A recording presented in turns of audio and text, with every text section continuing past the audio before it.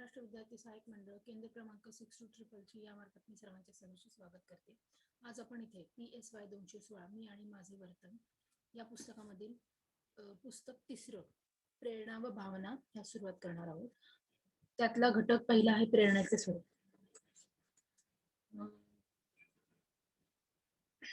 प्रेरणेचे स्वरूप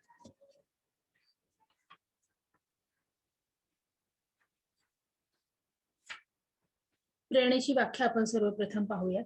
नानाविध क्रिया करावयास व्यक्ती उद्युक्त किंवा प्रवृत्त होते, ती कशामुळे हे आता आपल्याला पाहायचं आहे। म्हणजेच प्रेरणा या शब्दाचा अर्थ पाहायचा आहे। व्यक्तीला आतून चालना देणारी, विशिष्ट दिशेने विशिष्ट साध्यासाठी चिकाटीने धडपड करायला लावणारी प्रक्रिया म्हणजे प्रेरणा होय। त्याचप्रमाणे सार्वजनिक प्रवर्तक म्हणजे प्रेरणा अशी व्याख्या NL मन यांनी सुचवली आहे। प्रेरणा आणि उद्दीपक म्हणजे काय हे आपण पाहूया। डबे धुंडाळण्याच्या क्रियेस प्रारंभ करून देणारी किंवा डब्यात काहीतरी सापडेपर्यंत किंवा भुकेचे शमन होईपर्यंत काम चालू ठेवण्यास प्रवृत्त करणारी आंतरिक प्रचोदक शक्ती म्हणजे भुकेची प्रेरणा होय। मात्र या ठिकाणी प्रेरणा आणि उद्दीपक यातील फरक लक्षात यावा म्हणून अन्न हे उद्दीपक आहे व अमुक एक पदार्थ अन्न किंवा खाद्यपदार्थ भुकेची प्रेरणा उद्दीपित करेल किंवा नाही हे त्या वस्तूच्या गुणधर्मावर अवलंबून आहे। तसेच काही किंवा काहीसे त्यापेक्षा जास्तच प्रेरणेच्या तीव्रतेवर अवलंबून असते। दुसरा आहे प्रेरणा आणि प्रलोभन। प्रेरणा आणि उद्दीपक याप्रमाणे प्रेरणा आणि प्रलोभन या दोन गोष्टीही भिन्न आहेत। लालूच म्हणून उपयोगी पडणारी गोष्ट म्हणजे प्रलोभन होय, परंतु हे प्रलोभकत्व ही प्रेरणा सापेक्ष असते। प्रेरणेच्या व्याख्येच्या स्पष्टीकरणार्थ प्रेरणा चक्र याचा अर्थ समजावून घेऊन वरील व्याख्येचे विश्लेषण केल्यास त्यामध्ये 3 महत्त्वाचे घटक असल्याचे आढळून येते। पहिला म्हणजे शरीरांतर्गत प्रेरक अवस्था, साधक वर्तन आणि उद्दिष्ट प्राप्ती। या 3 घटकांचे मिळून जे चक्र तयार होते त्यास प्रेरणा चक्र असे म्हणतात। प्रेरणा चक्रावर परिणाम करणारे घटक। प्रेरणा चक्राचे स्वरूप साधे सोपे वाटले तरी विविध घटकांच्या परिणामांमुळे त्यात अनेक बदल होण्याची शक्यता असते। पहिला आहे प्रेरणेची गुणवत्ता व सामर्थ्य। प्रेरणेच्या सामर्थ्यानुसार व गुणवत्तेनुसार प्रेरणा चक्रातील प्रत्येक घटक बदल दिसतो। प्रेरणा बलवान असताना निर्माण होणारा ताण अधिक असेल, साधक वर्तनाची तीव्रता अधिक असेल व साहजिकच उद्दिष्टपूर्ती नंतर मिळणारे समाधान ही अधिक असेल। या उलट प्रेरणा सौम्य असताना हे सर्व घटक सौम्य होतील। प्रेरणा सामर्थ्याचे मापक कसे करायचे त्याचे 2 मार्ग आहेत। याचे विशिष्ट प्रेरणेचे यापूर्वी शमन होऊन किती वेळ झाला हे पाहतात, म्हणजेच मानसशास्त्रीय परिभाषेत तिला वंचनाचा अनुभव किती आलेला आहे त्या वंचनाच्या कालखंडावरून तिचे प्रेरणा सामर्थ्य ठरते। प्रेरणा सामर्थ्याचा किंवा प्रेरणेची तीव्रता ठरवण्याचा दुसरा मार्ग म्हणजे व्यक्तीच्या विशिष्ट वर्तन प्रकारांचे निरीक्षण करायचे व त्यानुसार तिच्या प्रेरक अवस्थेचा अंदाज करायचा। पुढचा आहे प्रक्रियेचे समायोजन। अनेक प्रेरणांनंतर केलेल्या जाणाऱ्या प्रतिक्रिया या फलदायी ठरत नाहीत। अशा वेळी व्यक्तीच्या आपल्या वर्तनात बदल करावा लागतो। वेगवेगळ्या प्रतिक्रिया अशा कराव्या लागतात की ज्यामुळे प्रेरणा चक्र पूर्ण होऊ शकते। उद्दिष्टांची विशिष्टता। प्रेरणेचे शमन करणारी समाधानके काही सारखीच हवीशी वाटतात असे नाही। जी व्यक्ती एकापेक्षा दुसरे उद्दिष्ट हवेसे आहे असे दर्शवते तेव्हा ती व्यक्ती उद्दिष्टांची विशिष्टता दाखवत आहे असे म्हणता येते। प्रेरणेची वैशिष्ट्ये आपण पुढील प्रमाणे बघू शकतो। वर्तन सुरू करण्याचे काम तर प्रेरणा करतातच, शिवाय वर्तनाला वळण लावण्याचे व व्यक्तीला विशिष्ट उद्देश साध्य करण्यास प्रवृत्त करण्याचे काम ही प्रेरणा करत असते। प्रत्येक सजीव प्राण्यांची कोणतीही प्रतिक्रिया किंवा वर्तन हे कोणत्या तरी प्रेरणेमुळेच होत असते। व्यक्तीच्या आंतरिक व बाह्य परिस्थितीनुसार प्रेरणेमध्ये बदल होत असतो। मानवी प्रेरणेचे वैशिष्ट्यपूर्ण घटक। पहिला आहे भाषा आणि वर्तन नियंत्रण। तर्क, विचार इत्यादी मानवाला मिळालेल्या वैशिष्ट्यपूर्ण प्रक्रिया आहेत त्या प्राण्यांमध्ये आढळत नाहीत आणि त्यांच्या उपयोगासाठी भाषा नावाचे साधन वापरले जाते। शिवाय हे साधनही अत्यंत विकसित आहे। पुढचा आहे सामाजिक नियमांचा प्रभाव। भाषेमुळे काही सामाजिक सांस्कृतिक नियमन तयार होतात आणि त्यानंतर त्या नियमांचे पालन करण्याच्या दृष्टीने व सामाजिक मान्यता मिळवण्याच्या दृष्टीने मानवी वर्तन नियंत्रित होते। प्रेरणेची काही सामान्य तत्वे आहेत। प्रेरणांचे विविध प्रकार आहेत ते आपण पाहूया।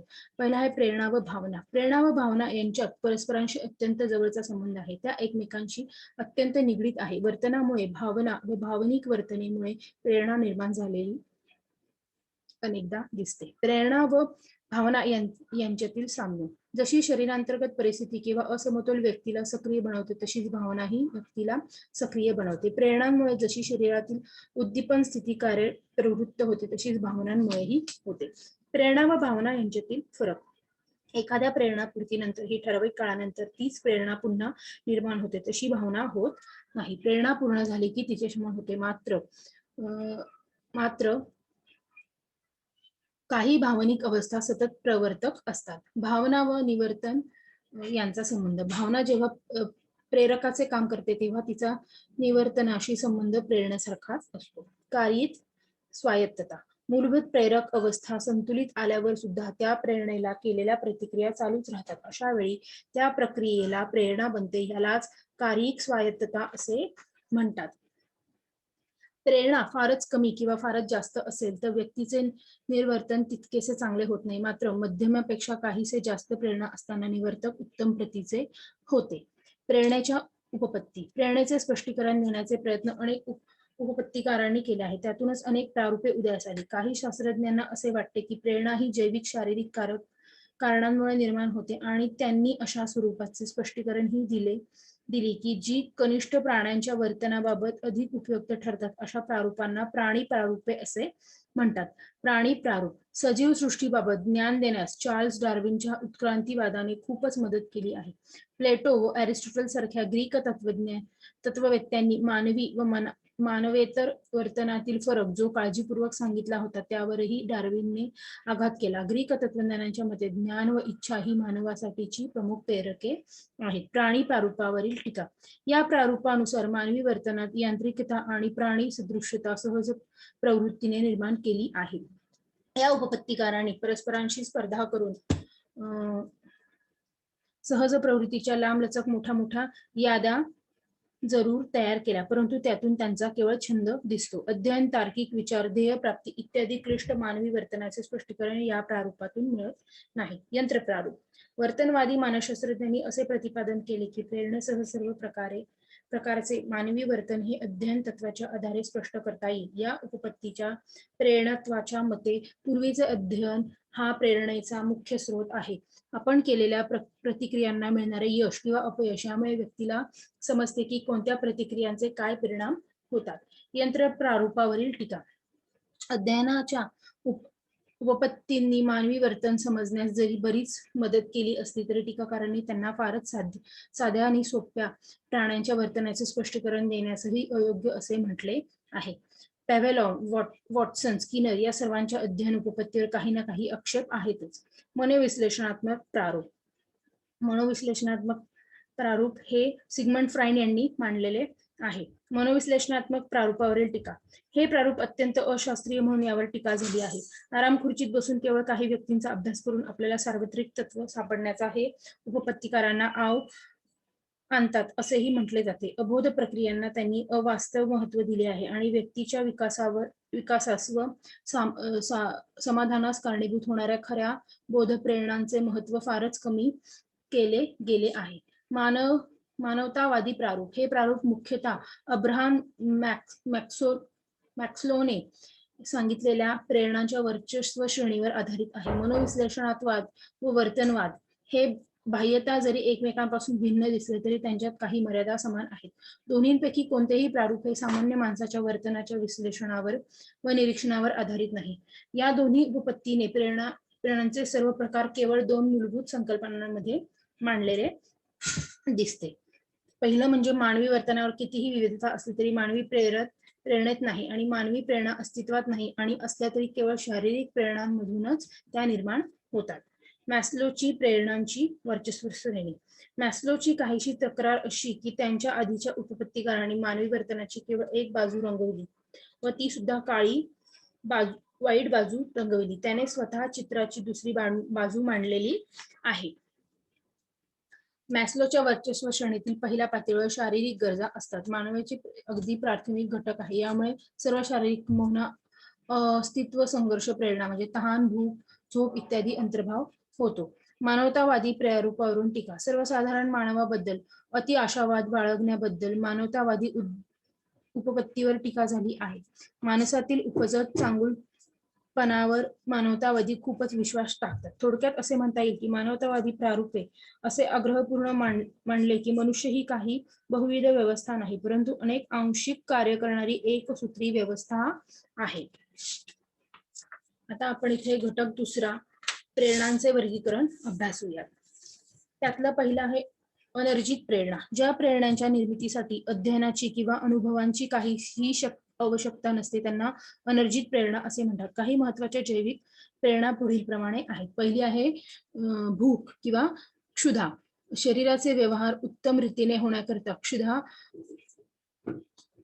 प्रेरणेची तृप्ती होणे आवश्यक असते. भुकेचे शमन झाल्यामुळे व्यक्तीला काम करण्यास उत्साह वाटतो व भुकेलेल्या परिस्थितीत काम केल्यास कामाचा दर्जा घसरतो. साधारणतः दर 4 ते 5 तासांनी व्यक्तीला भूक लागते. उपलब्ध पदार्थांमध्ये तो स्वतःची आवड निवड दर्शवतो व त्याची ही आवड निवड पुढील घटकांवर अवलंबून असते. पहिला आहे भौगोलिक परिस्थिती. विशिष्ट भौगोलिक परिस्थितीनुसार त्या भागात विशिष्ट धान्य मुबलक पिकते व त्यामुळे साहजिकच त्या भागातील लोकांच्या विशिष्ट सवयी निर्माण होतात. शरीर स्वास्थ्य. भुकेचे शमन करत असताना कित्येकदा व्यक्तीला आवडत असलेले खाद्यपदार्थ प्रकृती अस्वस्थामुळे खाता येत नाहीत. पदार्थाची उपलब्धता. आपल्याला आवडणारे पदार्थ सगळीकडे नेहमीच मिळतातच असे नाही. पदार्थाची चव. खमंग रुचकर पदार्थ माणसाला सामान्यतः अधिक आवडत असतात. दुसरा आहे तृष्णा किंवा तहान.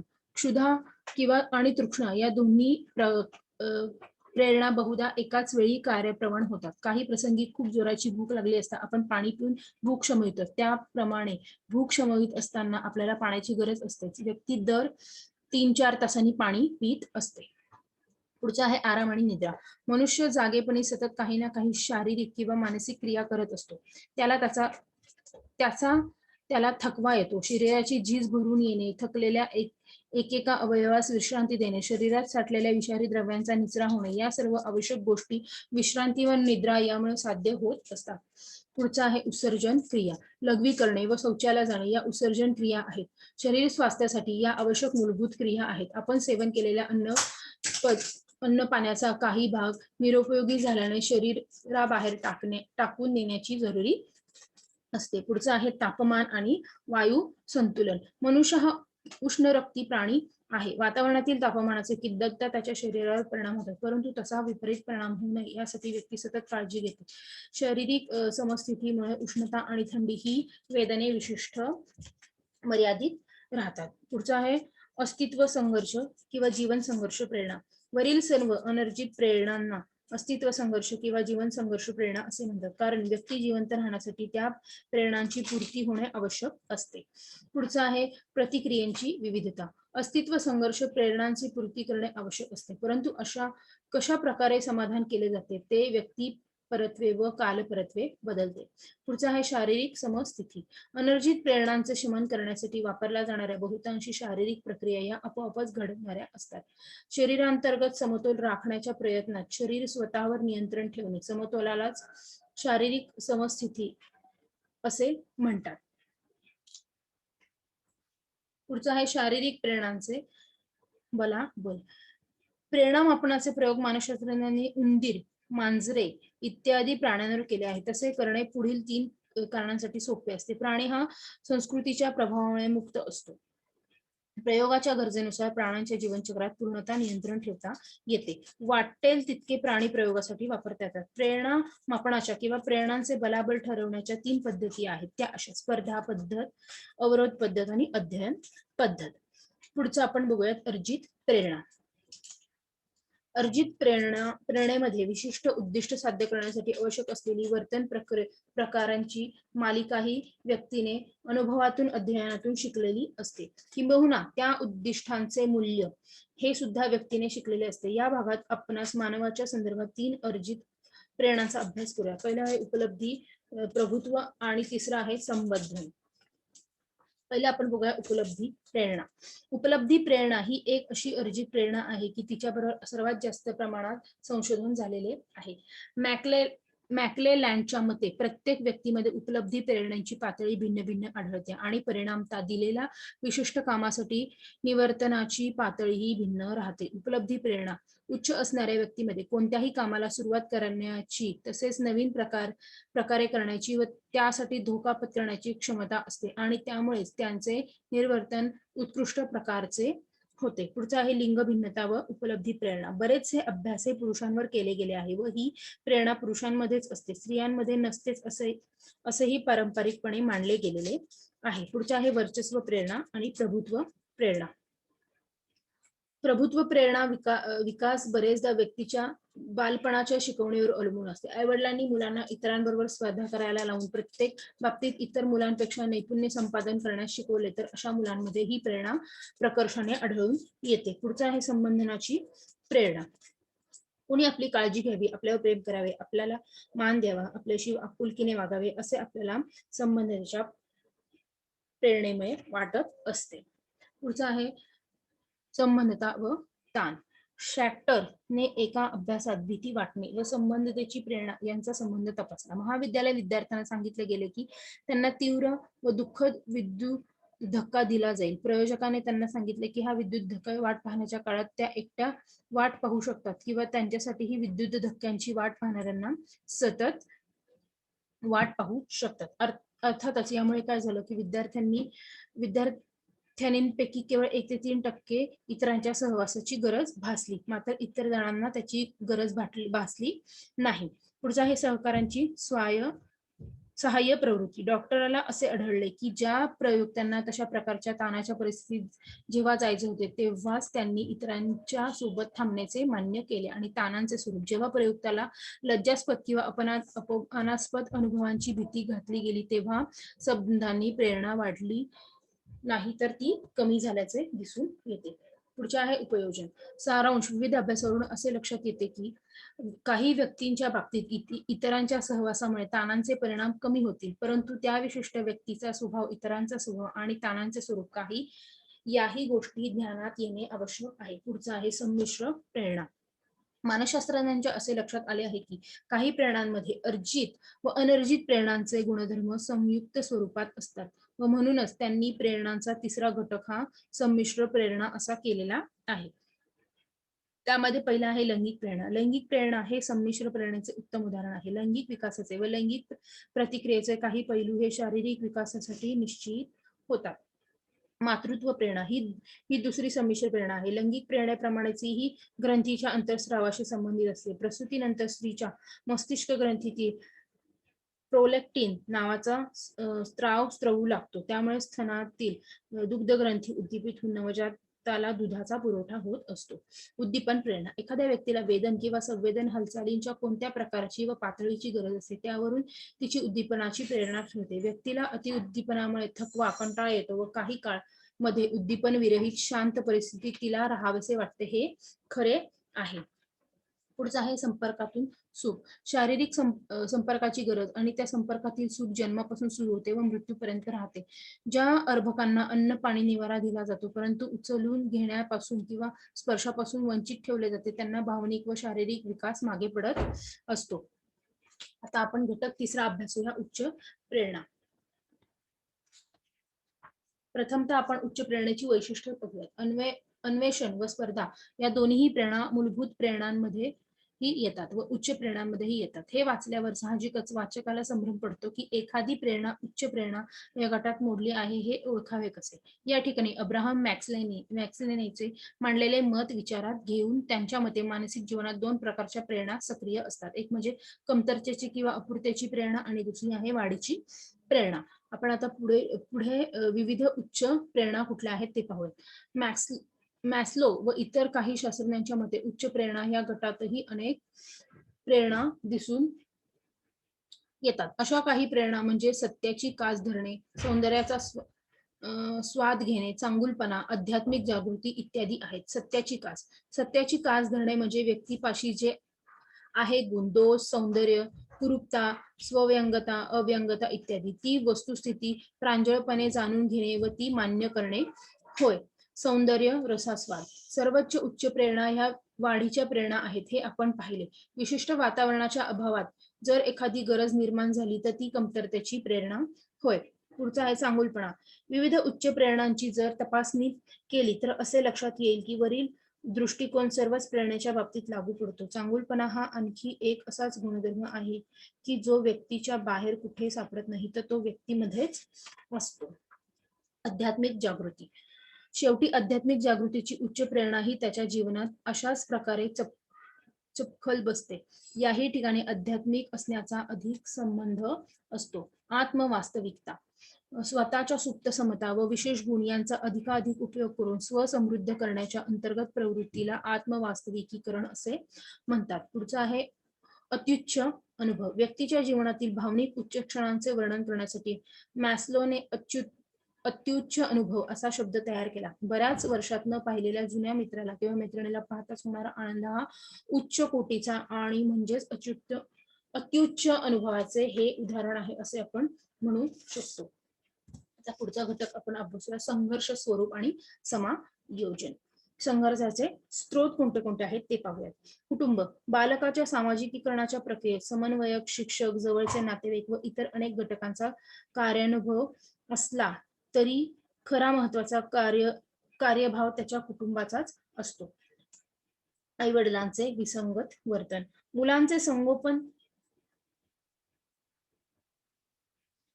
संगोपन चांगल्या प्रकारे करावे व त्यांना स्वावलंबी बनवावे ही ध्येय डोळ्यांपुढे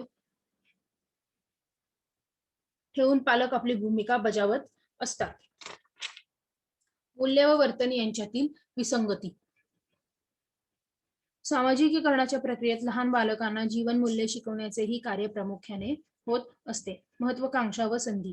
उच्च ध्येय असणे हा गुन्हा नाही, तथापि निम्न ध्येय असणे हाही गुन्हा नाही या अर्थाची एक म्हण इंग्रजीत आहे. तिला अनुसरून अनेक पालकांची अशी धारणा असते की लहानपणापासूनच मुलांमध्ये उच्च ध्येय निर्माण केले गेले पाहिजे. त्यासाठी त्याला बरेचसे प्रोत्साहन द्यावे लागते. ते तरी हरकत नाही. इतर कारणे. वरील विवेचनावर संघर्षाची एवढी 4 कारणे असतात असे समजू नये. या व्यतिरिक्त अनेक कारणांमुळे संघर्ष निर्माण होऊ शकतो. खानदानी कुटुंबातील मुलाने परजातीय विवाह ठरला तर कौटुंबिक मूल्यांना तडा जातो व त्यामुळेही संघर्ष निर्माण होत असतो. आता पुढचा आपण पाहूया अडथळ्यांचे प्रकार. प्रेरणापूर्तीमध्ये अनेक अडथळे येतात. त्यांच्या स्वरूपाकडे नजर टाकल्यास त्यामध्ये पुढील प्रकार दिसून येतात. नैसर्गिक, वैयक्तिक, सामाजिक, परिस्थितीजन्य व आंतरिक. प्रवासाला निघाल्यानंतर आकस्मिक जोराचा पाऊस सुरू झाल्याने बसचा वेग कमी झाला व कामाच्या ठिकाणी पोहोचण्यास उशीर झाला तर तो नैसर्गिक अडथळा होय. संघर्षाचे प्रकार. आपण व्याख्या पाहूया. संघर्षाची व्याख्या. व्यक्तीने एकाच वेळी एकापेक्षा जास्त गोष्टी करण्यास प्रवृत्त होणे व परिस्थितीशी किंवा इतर कारणांमुळे तिला त्यापैकी एकच प्रेरणा पूर्ण करता येणे म्हणजे तिला संघर्षाचा अनुभव येणे होय. कर्ट लेविन यांनी या संघर्षाचे 4 प्रकार सांगितलेले आहे. पहिला आहे प्रगमन किंवा प्रगमन संघर्ष. सापेक्ष सौम्य स्वरूपाचा व सहजपणे सोडवला जाणारा संघर्ष म्हणजे प्रगमन संघर्ष होय. एकाच वेळी 2 किंवा त्यापेक्षा जास्त समान आकर्षक वाटणाऱ्या प्रेरणा निर्माण होतात व विशेष म्हणजे त्यापैकी एकाचीच निवड करणे व्यक्तीला बंधनकारक असते. अशा वेळी निर्माण होणाऱ्या संघर्षाला प्रगमन संघर्ष असे म्हणतात. दुसरा आहे वर्जन संघर्ष. जेव्हा एकाच वेळी 2 किंवा त्यापेक्षा जास्त समान अनाकर्षक वाटणाऱ्या प्रेरणा निर्माण होतात आणि तरीही त्यातील एकीची निवड करणे जरुरीचे असते तेव्हा त्यास वर्जन संघर्ष निर्माण होत असतो. पुढचा आहे प्रगमन वर्जन संघर्ष.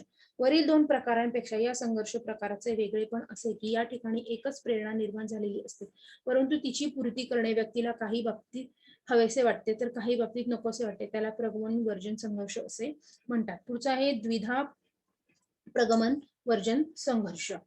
एकाच वेळी 2 प्रेरणा निर्माण होतात. दोन्ही समप्रमाणात आकर्षक व अनाकर्षक वाटत असतात व त्यापैकी एक प्रेरणा निवडणे बंधनकारक असते. अशा वेळी द्विधा प्रगमन वर्जन संघर्ष निर्माण होत असतो. पुढचा आहे संघर्षातून तणाव. मानवी जीवनात अनेक गरजा व त्या पूर्ण करण्याचे विविध मार्ग सातत्याने निर्माण होत असतात. त्यामुळेच लेविनांनी सांगितलेले वरील 4 प्रकारचे संघर्ष हे दोन भिन्न प्रेरणांमध्ये किंवा एकाच प्रेरणेच्या 2 भिन्न मार्गांमध्येही निर्माण होतात. व्यक्तीला अनुभवास येतात. या संघर्षामधून निर्माण होणारा तणावही तुलनात्मक दृष्टीने पाहता भिन्न व कमी अधिक तीव्रतेचा असलेला दिसून येतो. पुढचं आहे संघर्षाचे समायोजन. संघर्षाशी समायोजन करण्याचे किंवा संघर्ष सोडवण्याचे दोन मार्ग आहेत. एक म्हणजे प्रत्यक्ष मार्ग आणि दुसरा म्हणजे अप्रत्यक्ष मार्ग. संघर्ष सोडवण्याचे प्रत्यक्ष मार्ग. संघर्ष परिस्थितीचे योग्य प्रकारे पृथक्करण करून व साकल्याने विचार करून त्या परिस्थितीला यथायोग्य प्रतिक्रिया करणे म्हणजे संघर्ष सोडवण्याचा प्रत्यक्ष मार्ग अवलंबिणे होय. यामध्ये निवड, तडजोड, माघार हे 3 प्रत्यक्ष कृतीचे प्रकार आहेत. निवड म्हणजे काय? तर प्रगमन संघर्ष निर्माण झाला की 2 समान आकर्षक प्रेरणांपैकी एक प्रेरणा व्यक्ती निवडते व दुसऱ्या प्रेरणेची विफलता सहन करण्याची मनाची तयारी ठेवते. पुढचं आहे तडजोड. काही वेळा निर्माण झालेल्या प्रेरणा इतक्या विरोधी स्वरूपाच्या असतात की त्यांचे एकाच वेळी समाधान करणे शक्य नसते. पुढचं आहे माघार. या संघर्षणात्मक परिस्थितीत दोघांपैकी एका प्रेरणेची निवड करणे शक्य नसते व दोघांचे अंशतः समाधान करून तडजोड करणेही शक्य नसते. अशा वेळी व्यक्ती दोन्ही प्रेरणांचा सारासार विचार करून दोन्ही प्रेरणेचा नाद सोडून देते. म्हणजेच माघार घेऊन संघर्ष मिटवण्याच्या व्यक्तीचा निर्णय घेते. संघर्ष सोडवण्याचे अप्रत्यक्ष मार्ग. प्रेरणा संघर्ष सोडवण्याचे प्रत्यक्ष मार्ग जरी हितावह असले तरी ते नेहमीच उपलब्ध असतात असे नाही आणि प्रत्येक वेळी त्यापैकी एक स्वीकारणे शक्य असतेच असे नाही. संरक्षण यंत्रणाचे प्रामुख्याने 3 गटात वर्गीकरण केले जाते. आक्रमक यंत्रणा, निंदा करणाऱ्या किंवा अवधान विकर्षण करणाऱ्या यंत्रणा व पलायनवादी यंत्रणा. वृथा समर्थन. कित्येकदा व्यक्ती नियम बाह्य, अयोग्य आणि सामाजिक मान्यता व मिळालेली कृती करते. काही वेळा आपण इतरांपेक्षा कमी दर्जाचे आहोत हे व्यक्ती मान्य करायला तयार नसते. काही वेळा एखाद्या गोष्टीत व्यक्तीला अपयश येते. तसेच कधी कधी व्यक्तीच्या वर्तनामागील खरी प्रेरणा किंवा इच्छा समाजाला व तिला स्वतःलाही मान्य होण्यासारखी नसते. वृथा समर्थनाचे प्रकार. वृथा समर्थनाचे प्रामुख्याने 2 प्रकार पडतात. पहिले म्हणजे द्राक्ष आंबट प्रतिक्रिया. ज्यावेळी व्यक्तीला एखादी गोष्ट मनातून हवी असते पण ती मिळू शकत नाही असे पाहिल्यावर व्यक्ती ती वस्तू मिळाली नाही असे सांगत नाही तर स्वतःच त्याचा त्याग केला असे सांगत असते. आणि दुसरं म्हणजे लिंबू गोड प्रतिक्रिया. झाले ते ठीक झाले अशी व्यक्तीची वृत्ती असते त्याला लिंबू गोड प्रतिक्रिया असे म्हणतात. वृथा समर्थनाचे फायदे. वृथा समर्थनाचे 3 फायदे आहेत. ते असे: समाजाची टीका चुकविता येते, आपले वर्तन व आपला ज्यावर विश्वास आहे त्याचे समर्थन करता येते आणि संघर्षाने व अपयशाने झालेली निराशा कमी करता येते. वृथा समर्थनाचे तोटे. वरील फायद्याप्रमाणेच वृथा समर्थनाचे काही तोटेही आहेत. ते असे: वृथा समर्थनातून व्यक्ती केवळ इतरांनाच फसवत नाही तर स्वतःलाही फसवत असते. वृथा समर्थन वारंवार केले तर व्यक्तीला त्याची सवय होते. वृथा समर्थनामुळे निर्माण होणारा मानसिक ताण व मिळणारे समाधान खोटे व काल्पनिक असते. पुढचं आहे प्रतिपूरक. एखादी प्रेरणा पूर्ण करण्यास व्यक्तीला अपयश आले असेल किंवा त्यांच्यामध्ये एखादे न्यूनत्व असेल तर व्यक्ती दुसऱ्या एखाद्या प्रेरणेची पूर्ती करून त्या न्यूनत्वाची भरपाई करते. त्याला प्रतिपूरक असे म्हणतात. अति प्रतिपूरक. ज्यावेळी व्यक्ती न्यूनत्व झाकण्यासाठी पर्यायी प्रेरणेचा अवलंब न करता न्यूनत्वाच्या क्षेत्रातच अपरंपार कष्ट करून प्रावीण्य मिळवते त्यावेळी तिला अतिप्रतिपूरक असे म्हणतात. उदात्तीकरण. समाजात लैंगिक, मातृत्व व आक्रमक प्रेरणांचा मुक्त वाव नसतो. त्यांची समाजमान्य मार्गांनी पूर्ती करावी लागते. या प्रेरणांची पूर्ती न झाल्यास मानसिक ताण व विकृती निर्माण होते. या प्रेरणांमुळे निर्माण होणाऱ्या शक्तीचा योग्य अशा समाजमान्य मार्गाने उपयोग करून घेणे म्हणजे उदात्तीकरण होय. प्रतिपूरक व तादात्म्यकरण. काही वेळा प्रतिपूरक ही क्रिया अधिक बोधात्मक किंवा तादात्म्यकरणात्मक होते. तादात्म्यकरण ही एक संरक्षण यंत्रणाच आहे. तादात्म्यकरणात व्यक्ती दुसऱ्याचे पूर्णदोष, यशापयश हे स्वतःचेच आहे असे मानत असते. पुढचं आहे प्रतिपूरणाचे प्रकार.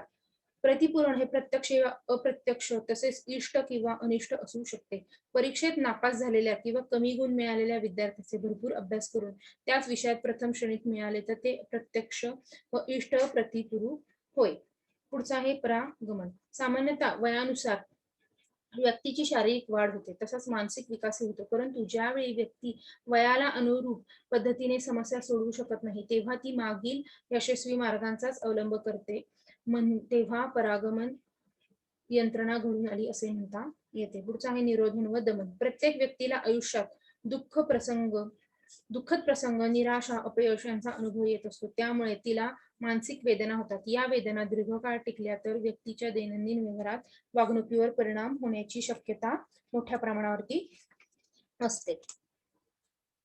पुढचं आहे प्रक्षेपण. प्रत्येक व्यक्तीमध्ये काही ना काही दोष असतात, तसेच तिच्या काही ना काही चुका होत असतात. तिला ह्या दोघांचेही जाणीव असते. प्रक्षेपणाचे फायदे कोणते आहेत ते आपण अभ्यासूयात.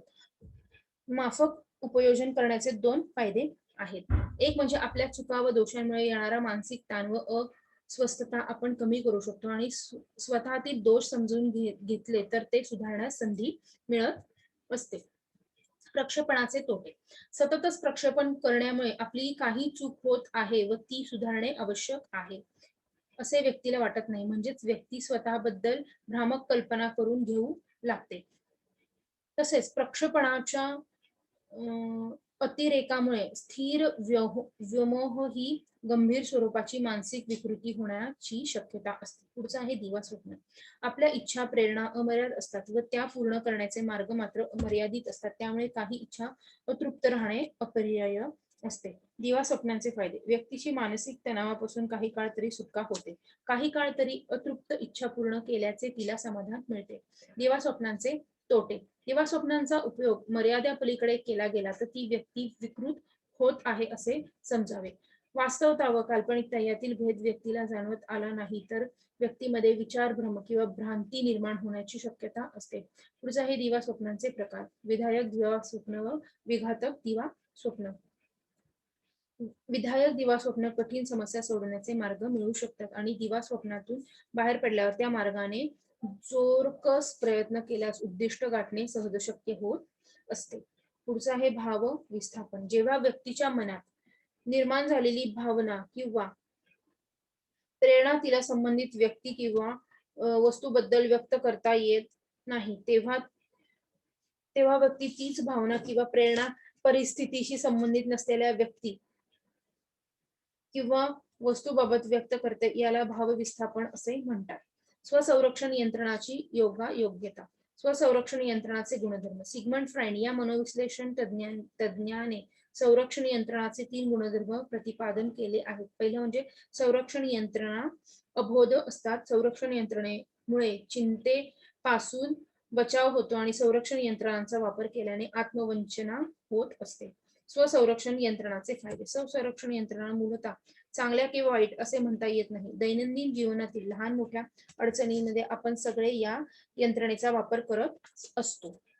स्वसंरक्षण यंत्रणाचे तोटे. मूलभूत प्रेरणांचा संघर्ष सोडला जात नाही. त्याचप्रमाणे नवीन व असामान्य परिस्थिती संरक्षण यंत्रणा व्यक्तीचे संरक्षण करू शकत नाही. आता आपण पुढचा पाठ अभ्यासूया. भावनांचे स्वरूप, संवेदन व प्रकटीकरण. भावना म्हणजे काय? तर मार्गेन आणि किंग्ज यांनी भावनेची व्याख्या पुढील प्रमाणे केलेली आहे. उत्तेजक आणि प्रेरक गुणधर्म असलेली चेहऱ्यावरील आणि शारीरिक हावभावांची युक्ती अशी जाणीवेची व्यक्तिनिष्ठ स्थिती म्हणजे भावना होय. भावनांची वैशिष्ट्ये पुढील प्रमाणे सांगता येतील. कोणत्या तरी उद्दीपकांमुळे भावनांची निर्मिती होते. आपल्या पहिल्या भाषणाची सुरुवात सुरेशने व्यवस्थित केली, परंतु मध्येच एका विनोदाला श्रोते खूप हसले आणि सुरेश गंगारला किंवा त्याची भावना द्वियुक्त झाली. भावनांसोबत सुखद किंवा असुखद भाव जाणवतात. भाव म्हणजे एखाद्या वस्तूचे अथवा घटनेचे ज्ञान होतात त्याचा मनावर होणारा इष्ट अनिष्ट सुखद असुखद परिणाम होय. भावनेमुळे आंतरिक अवयवांच्या कार्यात फेरबदल होतात. आपण जेव्हा एखाद्या भावनेचा अनुभव घेत असतो तेव्हा आपल्या शरीरात घडणाऱ्या काही गोष्टी आपल्याला जाणवत असतात. पुढचा आहे भावनांचा अभिव्यक्त किंवा बाह्य वर्तनाद्वारे होऊ शकतो. बरेचदा भावना प्रकट होताना तोंडातून काही उद्गार निघतात, चेहऱ्यावरचे भाव बदलतात, काही हातांच्या मुठी आवळल्या जातात, तर कधी कधी व्यक्ती ताडकन उठून उभी राहते किंवा पळू लागते. पुढचा आहे जन्मजात व संपादित भावना. उद्दीपक ठाऊक असल्यास त्याबाबत प्रौढांच्या भावनाच नवजात अर्भकांना देखील अनुभवाला येत असतील असे गृहीत धरले जात असते. पुढचा आहे भावनांच्या विकासांची प्रक्रिया. भावनिक विकास घडवणारे घटक कुठले कुठले आहेत हे आपण पहिल्यांदा अभ्यासूया. परिपक्वन हा विकासाचा महत्वाचा घटक आहे. ही विकासाची एक प्रक्रिया आहे असेही म्हणता येऊ शकते. पूर्वी ज्या उद्दीपकांना भावनिक प्रतिक्रिया मिळत नसे त्यांना ती आता मिळू शकते. एक वस्तू वा व्यक्ती यांच्याशी भावनिक अनुभव अधिक काळ निगडीत राहत असतो. पुढचा आहे अध्ययन. भावनांचे अध्ययन 3 प्रकारांनी होऊ शकते. पहिला आहे प्रयत्न प्रवाद. व्यावहारिक भाषेत याला चुकत माकत शिकणे असं म्हणतात. दुसरा आहे अनुकरण. विशिष्ट प्रसंगी भावनिक प्रतिक्रिया करणे तसेच भावना प्रकट करण्याच्या पद्धती बहुधा इतरांच्या अनुकरणातून शिकल्या जातात. पुढचं आहे अभिसंधान. ही प्रक्रिया याआधी आपण अभ्यासली आहे. तथापि अभिसंधानाद्वारे भावनिक अध्ययन कसे घडते ते समजावून घेण्यासाठी विख्यात मानसशास्त्रज्ञ जॉन वॉटसन अल्बर्ट यांनी 11 महिने वयाच्या अल्बर्ट नावाच्या बालकावर प्रयोग केलेला आहे. पुढचं आहे भावनांचे संवेदन व प्रकटीकरण. आपल्या दैनंदिन जीवनात भावना प्रकट करण्याचे अनेक प्रसंग नित्य घडत असतात. इतरांनी व्यक्त केलेल्या भावनांचे संवेदन आपल्याला सतत होत असते. भावनिक संवेदनांचे आधार. इतरांनी प्रकट केलेल्या भावना आपण कशाच्या आधारे ओळखतो? आवाज, सूचक हालचाली आणि चेहरा यांच्या आधारे. व्यक्ती भावनेचे उद्दीपित झाली की तिच्या तोंडून आपोआपच काहीतरी उद्गार बाहेर पडत असतात. सूचक हालचाली हे भावना ओळखायचे दुसरे साधन आहे. पुढचा आहे चेहऱ्यावरील भावनाविष्कारांचा प्रायोगिक अभ्यास. इझार्ड यांनी ज्या 8 प्राथमिक भावनांचे फोटो वापरले आहेत ते असे म्हणजे अभिरुची, उत्तेजितता, आनंद, आश्चर्य, दचकणे, दुःख, यातना, किळस, घृणा, तिरस्कार, अनादर, क्रोध, द्वेष, लाज, शरम, अपमान आणि भय, भीषणता. संदर्भाची उपलब्धता. नुसत्या चेहऱ्यावरून भाव ओळखणे जरी शक्य असले तरी ज्या प्रसंगामुळे तसा चेहरा झाला असेल तो प्रसंग ठाऊक असल्यास भावना अधिक अचूक ओळखता येतात. रोजच्या जीवनात तर प्रसंगाबरोबरच व्यक्तीही परिचयाच्या आपल्याला असल्याचे दिसून येते. आता आपण पुढचा घटक अभ्यासूया, भावना.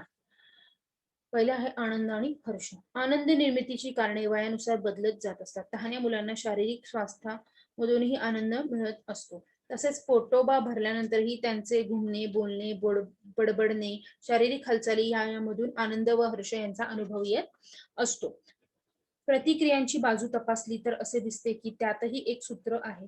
लहानपणाचा आविष्कार कसा अगदी मुक्त असतो. वय वाढल्याबरोबर मात्र तो सामाजिक अपेक्षांचा अनुसरून नियंत्रित स्वरूपातच केला पाहिजे हे मूल शिकत जातात. पुढचा आहे हर्षानंदाचे फायदे.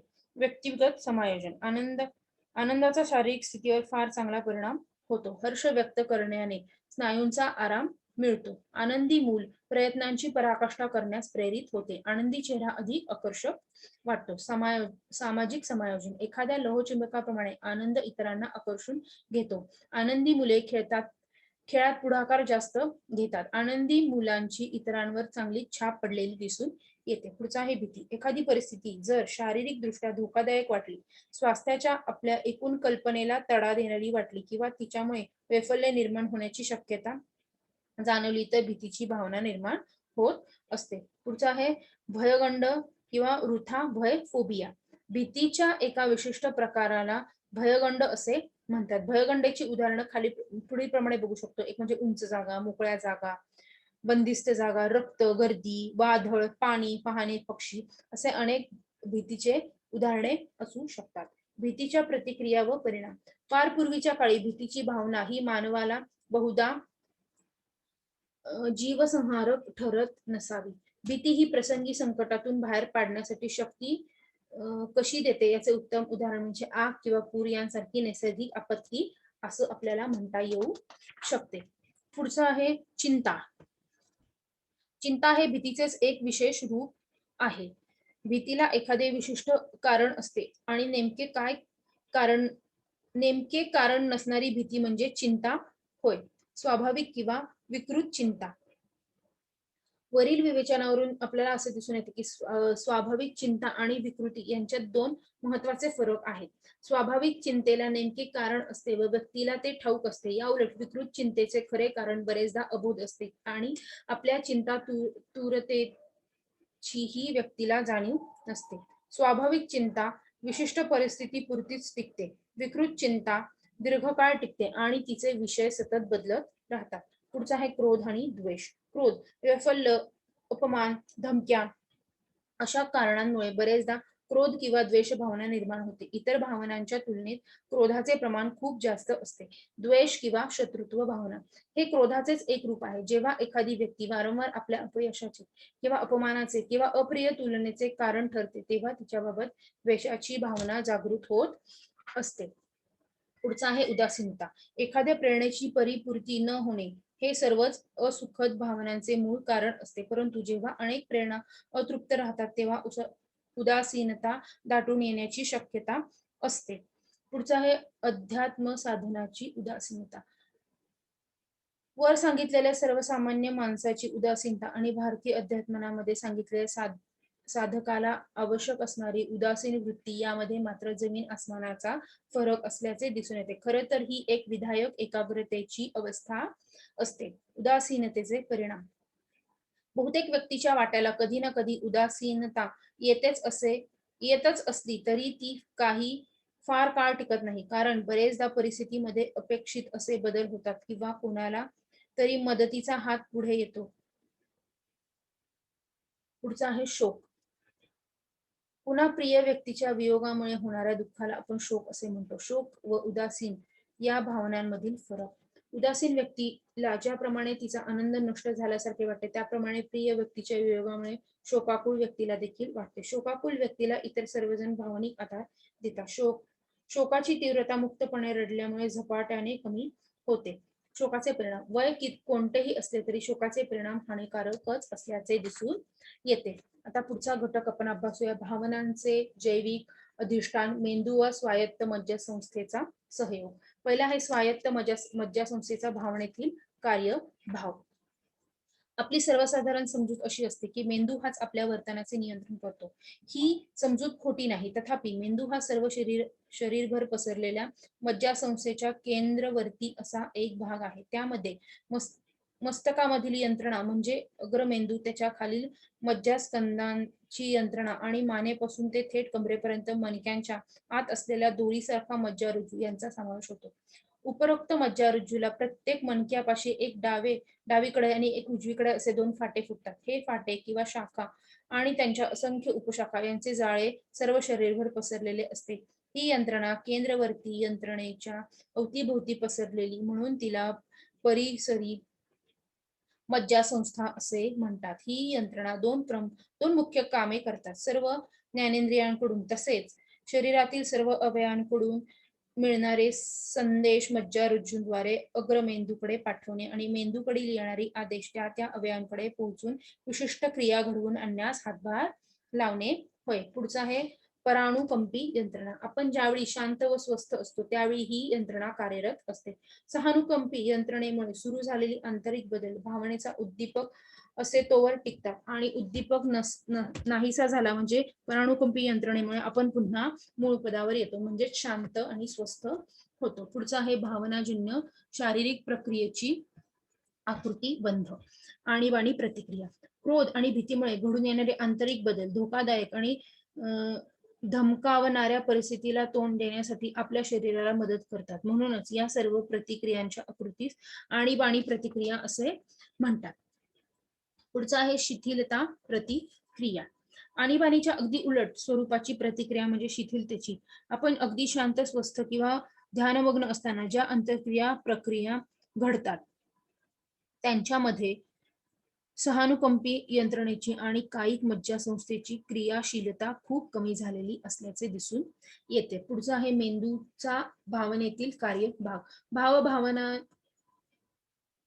भावनानुभवांची 3 अंगे आहेत. शरीरांतर्गत जैव रासायनिक फेरबदल, भावनेची विशिष्ट अशी मानसिक जाणीव आणि भावनिक स्थितीचे प्रेरित असे बाह्य वर्तन. पहिला आहे लिंबिक यंत्रणा. थॅलमस, अधश्चेतक आणि मोठा मेंदू यांच्या काही मज्जा केंद्रांची मिळून एकमेकांशी जोडलेली एखाद्या कड्यासारखी जी यंत्रणा तयार होते तिला लिंबिन ही लॅटिन भाषेतील संज्ञा दिलेली आहे. पुढचा आहे जालमय उद्दीपन यंत्रणा व उत्तेजना. भावनायुक्त अनुभवाची अनेक अंग असतात. उदाहरणार्थ विशिष्ट अशी जाणीव, आनंद, खेद इत्यादी. तदनुसार होणारी शरीरांतर्गत फेरबदल, स्वायत्त यंत्रणा आणि बाह्य वर्तन तथापि अनेक भावनांचा उत्तेजनेचे चौथे अंगही असते. उत्तेजना म्हणजे एक प्रकारची अस्वस्थता होय.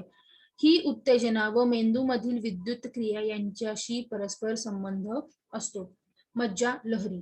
मेंदूचे सर्व प्रकारचे कार्य म्हणजे असंख्य स्वरूपाच्या विद्युत लहरींचा एक खेळ असतो. जालमय उद्दीपन यंत्रणा. मेंदूमधील विविध ठिकाणच्या पेशीमधील विद्युत क्रियेवर प्रभाव टाकणारी एक यंत्रणा मज्जास्कंदनाच्या आत असल्याचे दिसून येते. पुढचं आहे उत्तेजना आणि निर्वर्तन. म्हणजे विशेषतः स्वरूपाचे वर्तन. सर्वसाधारण सुरुवातीच्या उत्तेजन पातळी वाढवण्याबरोबर व्यक्तीची क्षमता, रुची आणि उत्साह हे वाढवत असतात. पुढचा आहे मनोकायिक व्याधी. भावनेचे जैविक अधिष्ठान इतके विस्ताराने समजावून देण्याचे काही फायदे तुम्हाला एव्हाना कळाले असतील, परंतु एखाद्या नकारात्मक व त्रासदायक भावनेचा पगडा जर दीर्घकाळ आपल्यावर बसला तर केवढी हानी होऊ शकते हे मनोकायिक व्याधीवरून समजते. आणि ही हानी समजून घेणे हा घटक वाचण्याचा सर्वात मोठा लाभ ठरू शकते. मनोकायिक व्याधी अशा असतात की त्यांची कारणे असतात मानसिक, परंतु बाह्य लक्षणे मात्र शारीरिक असल्याचे दिसून येते. मनोकायिक व्याधी. एखादी व्यक्ती दीर्घकाळ तीव्र अशा चिंतेने अथवा एखाद्या व्यक्तीच्या वा गटाबाबतच्या संतापाने पछाडलेली असेल तर स्वायत्त मज्जासंस्थेमुळे होणारे सर्व परिणाम तितका काळ सतत तिला सोसावे लागत असतात. आता आपण पुढचा घटक अभ्यासूया. घटक 8 भावनिक आरोग्य आणि नियंत्रण. भावनिक आरोग्य म्हणजे काय? तर भावनिक आरोग्याचे निकष आपण प्रथमतः पाहूया. प्रकृती सहसा न बिघडणे. प्रकृती बिघडल्यास ती शीघ्र गतीने पुन्हा सुधारणे.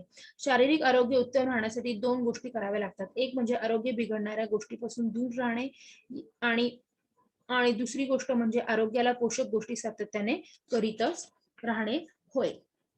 भावनिक आरोग्य म्हणजे काय ते बघा. सुखद आणि असुखद अशा विविध प्रकारच्या भावनांचा अनुभव, आविष्कार आणि या दोन्हींचे बाबतीत सुखद भावनांचे पूरक प्राबल्य म्हणजे भावनिक आरोग्य होय. भावनिक आरोग्य संपादन करण्यासाठी शारीरिक आरोग्याप्रमाणे 2 उपाय करणे आवश्यक असते. पहिले म्हणजे सुखद आणि विधायक भावनांचे प्रयत्नपूर्वक संवर्धन करणे आणि असुखद हानिकारक भावनांचे प्रमाण फार वाढू देऊ नये. पुढचा आहे भावनांचे विधायक परिणाम. भावना येते, नाते जुळते. जगात कुठेही जा, भावनांचे अनुभव सर्वत्र एकसारखेच असल्याचे दिसून येते. पुढचं आहे सक्रियतेसाठी अधिक शक्ती मिळते. जेव्हा आपण भावनोद्युक्त होतो तेव्हा आपल्या शरीरात अशा अनेक गोष्टी घडत असतात की ज्यांच्यावर आपला काहीच ताबा नसतो. दुसरं आहे काही भावनिक प्रतिक्रिया मुळातच अनुभव देतात. प्रेम, वात्सल्य, इतरांबद्दलची आत्मीयता यामुळे व्यक्तीला एक प्रकारच्या आंतरिक स्वास्थ्याचा, उत्कट समाधानाचा अनुभव येत असतो. पुढचं आहे अध्ययन दृढ होण्यास मदत. जरा तुमचे शालेय जीवन आठवून पहा. काय चांगले आठवते? इतिहासाच्या परीक्षेतील पाठ केलेल्या सनावळ्या आणि तऱ्यांचे कमले नक्कीच नाही, तर एखाद्या शिक्षकाने गमती जमतीत शाळेमध्ये शिकवलेला पाठ हा नक्कीच आपल्या लक्षात राहतो. त्याचप्रमाणे मुख्याध्यापकांनी आपल्या पाठीवर मारलेली कौतुकाची थापी देखील आपल्या लक्षात राहत असते. पुढचा आहे सर्व कलांना भावनांचा आधार आहे. भावनांमुळे जीवनात रंग भरले जातात असे अनेक जण म्हणतात आणि कलेत जीवनाचे प्रतिबिंबनी जीवनाचा आविष्कार असतो असेही म्हटले जाते. पुढचा आहे प्रेम, स्नेह आणि मृदुता. हलकीशी पावसाची सर, वाऱ्याची मंद झुळूक अथवा कोणा मनुष्याचे अलगद गोंजारणे यामुळे वनस्पतीच्या अंगावर देखील सुखद रोमांच उभे राहतात असे काही वनस्पती शास्त्रज्ञ म्हणत असतात. त्यालाच प्रेम, स्नेह आणि मृदुता यामध्ये एक प्रकारचा सुखद स्वीकार व्यक्त होत असतो असे म्हणतात. हर्ष आणि जीवनासक्ती. हर्ष भावनेचे कोणकोणते विधायक परिणाम आहेत ते आपण पाहिलेलेच आहे. एक प्रकारची स्वायत्त पूर्णतेची जाणीव हर्षमध्ये असते. पुढचा आहे विनोद बुद्धी अथवा हास्य. हसा आणि लठ्ठ व्हा असा संदेश अनेक जण देतात. यामधील लठ्ठ होण्याचा भाग म्हणजे आपल्याला नको असले तरी हास्याचे सुपरिणाम निश्चितच महत्वाचे आहेत असे दिसून येते. पुढचे आहे भावनांचे हानिकारक परिणाम. भावना गैरवर्तन घडवते. करुणा, सहानुभूती इत्यादी भावना जागृत झाल्यामुळे स्वतःचा जीव धोक्यात घालून कोणा संकटग्रस्तांना वाचवण्याचा पराक्रम करणारे लोक आपण पाहत असतो. भावनांचा वापर तुमची फसवणूक करण्यासाठी केला जातो. आपल्या स्वार्थी हेतूसाठी इतरांच्या भावनांना आवाहन करून त्यांची दिशाभूल करणारे लोक समाजात हवे तेवढे सापडतात. कान फुंकणे व कान भरणे हा यातीलच एक राजमान्य प्रकार आहे. पुढचा आहे भावनांचा आरोग्यावर घातक परिणाम होऊ शकतो. राग अथवा भीती यामुळे आपल्या शरीरात कसे कोणते तरी फेरबदल होतात. ते घटक सरत मध्ये आपण विस्तारून पाहिलेले आहेत. सतत चिंता, निराशा, अपराध भावना किंवा नेतृत्वाची भावना यामुळे तर आपल्या शरीरातील अंतःस्रावी ग्रंथीच्या कार्यात असमतोल निर्माण होऊन अंतःस्रावी किंवा रक्तदाब, बद्धकोष्ठता इत्यादी अनेक मानसिक व्याध्या आपल्याला जडू शकतात. पुढचं आहे भावनिक नियंत्रण, सुखद भावनांचे संवर्धन. भावनिक आरोग्याचे स्वरूप स्पष्ट करताना समृद्ध भावना भांडार प्राप्त करणाऱ्यावर आपला भर दिला. त्यासाठी दोन गोष्टी कराव्या लागतात. एक, सुखद वा धनात्मक भावनांचे प्रयत्नपूर्वक संवर्धन करणे आणि असुखद भावनांवर नियंत्रण ठेवणे व त्याबाबत सहनशीलता वाढवणे होय. भावनांच्या आपल्या मानवी जीवनावर एक भाग मानून त्यांचा स्वीकार करणे. शांत सुरेल असे संगीत लक्षपूर्वक ऐकण्याचा प्रयत्न केल्यावरती संगीत सुरू झाल्यावर ते डोळे मिटून घ्या आणि व शांतपणे पुन्हा पुन्हा ओम म्हणल्यावरती आपला दीर्घ श्वास होतो आणि सुखद शांततेचा अनुभव येतो. एखाद्या उद्यानात एकट्यानेच फेरफटका मारा आणि त्यावेळी एकाग्रतेने तुम्हाला आवडणाऱ्या व्यक्तींविषयी अथवा स्वतःविषयी विचार करण्याचा प्रयत्न करा. त्याप्रमाणे जेव्हा खूप विचारमग्न व्हाल तेव्हा तुमचे विचार कागदावर लिहून काढण्याचा प्रयत्न करा. ज्याला एकट्याने देखील आनंद घेता येईल असा एखादा छंद जोपासण्याचा प्रयत्न नक्कीच करा. पुढचं आहे स्वतःबद्दल अनुकूल भाव वाढीस लावणे. ज्याचे स्वतःबद्दल चांगले मत असते त्यांना त्यांच्या भावनांची भीती कधीच वाटत नाही, कारण त्यांचा स्वतःवर आणि स्वतःच्या भावनांवर विश्वास असतो. यालाच मानसशास्त्रीय परिभाषेत अनुकूल स्वप्रतिमा असे म्हणतात. पुढचं आहे भावनिक नियंत्रण, असुखद भावनांची प्रभावी हाताळणी. असुखद भावना आपल्याला दैनंदिन जीवनात अंगभूत भागच झालेला असतो. शिवाय अनेकदा त्यांचा विधायक वा रचनात्मक वर्तनासाठीही उपयोग होऊ शकतो. भीतीला धैर्याने सामोरे जा. कितीही भीती अशा असतात की त्या उपस्थित झाल्या असता पळ काढणे किंवा त्यांना टाळणे हे योग्य असते. अभिसंधित भीती, त्यामध्ये दोन गोष्टी येतात. ज्या व्यक्तीला ती विशिष्ट भीती अजिबात वाटत नाही अशा व्यक्तीच्या सोबतीने त्या भीती विषयाला सामोरे जाणे आणि भीती विषयाबाबत मिळेल तेवढे शास्त्रीय माहिती जमा करावी. त्यामुळे भीती अनाठायी कशी आहे हे समजते. पुढचं आहे चिंतेचे नियंत्रण. दृढ धार्मिक श्रद्धा चिंतातुर व्यक्तीला आवश्यक असणारी सुरक्षितता व मनशांती देऊ शकते. परस्पर बंधुभाव निर्माण करणाऱ्या आणि आपल्या कुवतीला विचारांना मानवणाऱ्या एखाद्या सामाजिक कार्यात सहभागी होणे. एखादा विधायक छंद जडवून घेणे.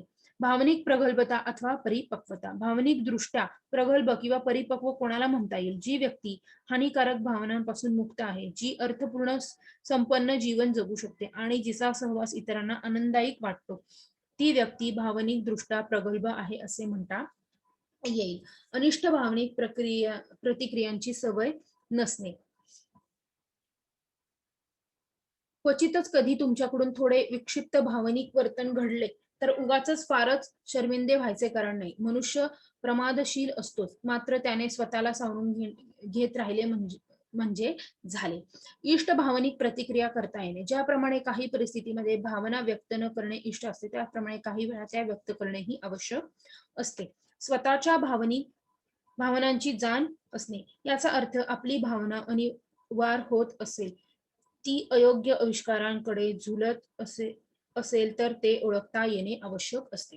पुढचा आहे संतुलित व समृद्ध भावना भांडार. सुखद आणि असुखद भावनांचा तराजू दोन्हीकडे नानाविध भावनांची वजने असूनही थोड्या सुखदतेकडे झुकलेला राहणे हे भावनिक परिपक्वतेचे अखेरचे उदाहरण आहे असे आपण म्हणू शकतो. भावनिक दृष्ट्या असे स्वतःला स्वीकारा आणि विधायक मार्गांवर उद्दिष्टाने वाटचाल करू लागा. हेच भावनिक प्रगल्भतेचे उपायांचे मानसशास्त्रीय सूत्र आहे. धन्यवाद.